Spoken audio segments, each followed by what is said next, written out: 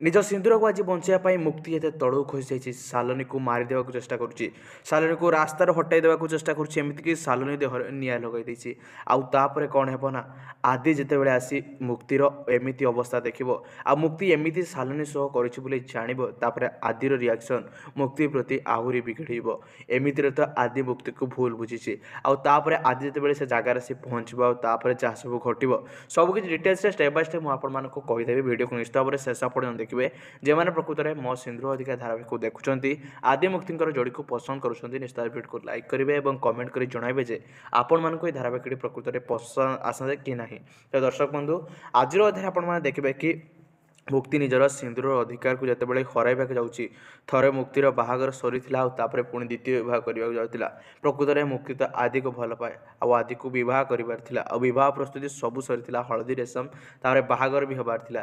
ହେଲେ ସବୁ ସମୟରେ କେହି ନା କେହି ଆସି ଏଣ୍ଟ୍ରି ମାରୁଛନ୍ତି ତାଙ୍କ ଲାଇଫ୍ରେ, ଆଉ ତା ଲାଇଫ୍ର ସବୁ ହସ ଖୁସି ଛଡ଼ାଇ ନେଉଛନ୍ତି। ଆଉ ଏଥିରୁ ବାଦ୍ ପଡ଼ିନି ଶାଲନୀ। ଶାଲନୀ ମଧ୍ୟ ଠିକ୍ ସମୟରେ ଆସି ପରିବାରରେ ପହଞ୍ଚି ଯାଇଛି, ଆଉ ସବୁ ଅତୀତକୁ ସମସ୍ତଙ୍କ ସାମ୍ନାରେ ବଖାଣି ଦେଇଛି।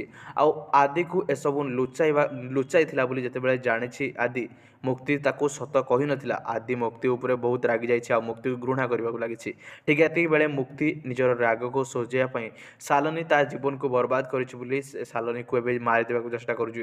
ଆଉ ଯେଉଁଥିପାଇଁ କି ଶାଲନୀକୁ ନିଆଁରେ ଭର୍ତ୍ତି କରିଦେଇଛି, ନିଆଁ ଚାରିକଡ଼ ଜାଳି ଦେଇଛି।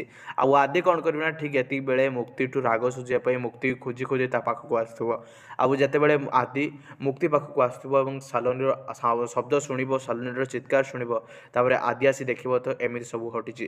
ଆଉ ତାପରେ ଆଦି ଯାହା ମୁକ୍ତି ସହ କରିବ ଆପଣମାନେ ଆଗାମୀ ଅଧ୍ୟାୟରେ ଦେଖିବେ।